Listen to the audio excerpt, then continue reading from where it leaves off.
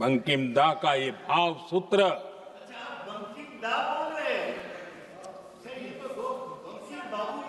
बंकिम बाबू बोले। अच्छा, thank you, thank you, thank you, thank you, thank you. आपकी भावनाओं के लिए मैं आदर करता हूं दादा, थैंक यू। हाँ, आपको तो दादा कह सकता हूं ना, वरना उसमें भी आपको इतराज हो जाएगा। अंग्रेज समझ चुके थे कि 1857 के बाद लंबे समय तक भारत में टिकना उनके लिए मुश्किल लग रहा था। और जिस प्रकार से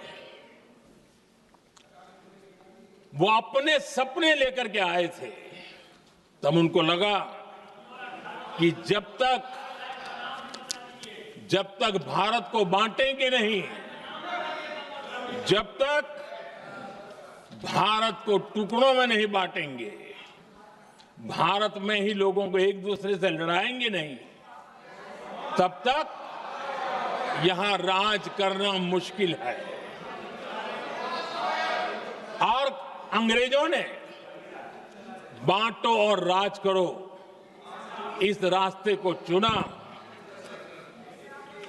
और उन्होंने बंगाल को इसकी प्रयोगशाला बनाया। क्योंकि अंग्रेज भी जानते थे, वो एक वक्त था जब बंगाल का बौद्धिक सामर्थ्य देश को दिशा देता था, देश को ताकत देता था, देश को प्रेरणा देता था।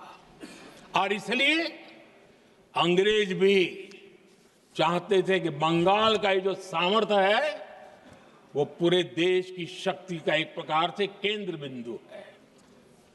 और इसलिए अंग्रेजों ने सबसे पहले बंगाल के टुकड़े करने की दिशा में काम किया।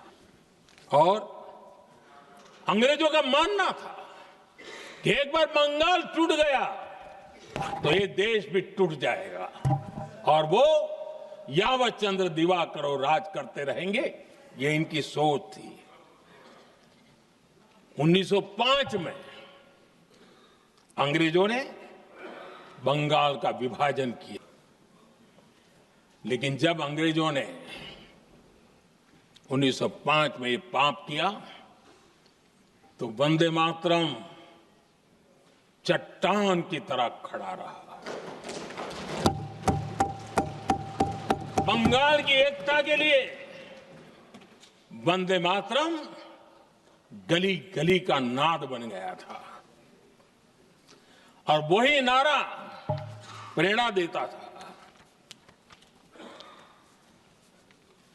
अंग्रेजों ने बंगाल विभाजन के साथ ही भारत को कमजोर करने के बीच और अधिक बोने की दिशा पकड़ ली थी। लेकिन वंदे मातरम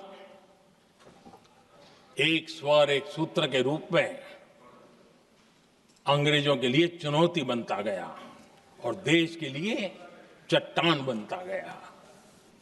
आदरणीय अध्यक्ष जी, बंगाल का विभाजन तो हुआ, लेकिन एक बहुत बड़ा स्वदेशी आंदोलन खड़ा हुआ और तब वंदे मातरम हर तरफ गूंज रहा था। अंग्रेज समझ गए थे कि बंगाल की धरती से निकला बंकिम दा का ये भाव सूत्र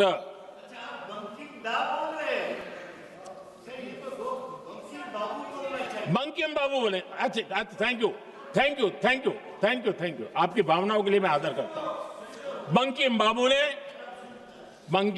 ने थैंक यू दादा, थैंक यू। हाँ,